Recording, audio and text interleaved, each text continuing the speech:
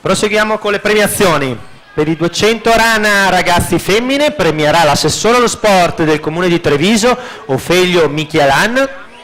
Al terzo posto per la nottolo in nuoto 74 con 2,53,92 Speranza Eva.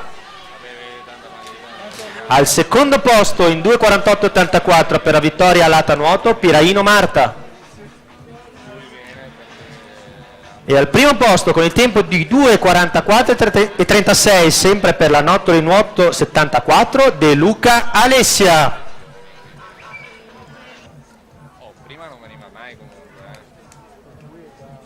L'anno scorso sono riuscito a portarlo io in conferenza stampa, ma non si era mai presentato per la nostra storia. Quest'anno l'ho portato a Bettiol.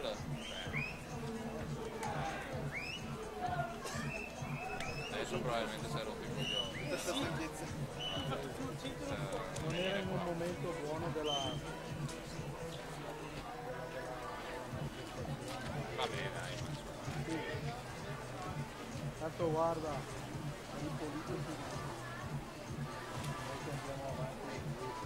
E pensa che invece se loro facessero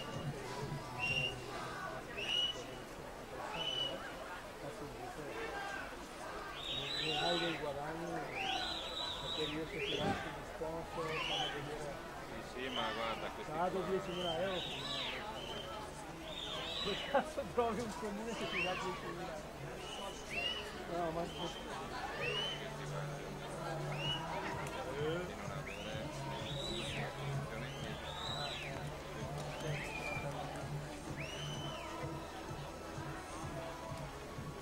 Per la serie numero 1 di 200 rana ragazzi maschi, alla corsia 1 Menta Marco Rarinantes Marostica, alla corsia 2 Menin Alberto Fondazione Bentegodi, alla corsia 3 Collot Luca rappresentativa Idros, corsia 4 Vendraminetto Leonardo Piavenuoto, corsia 5 Svaldi Tobia Antares Nuoto, corsia 6 Lazzari Alessandro Vittoria Lata Nuoto, corsia 7 il pluricampione italiano e primatista italiano ragazzi Ceccon Thomas della Leo Sport, e in corsia 8 Marconato Edoardo Sporting Club Noale.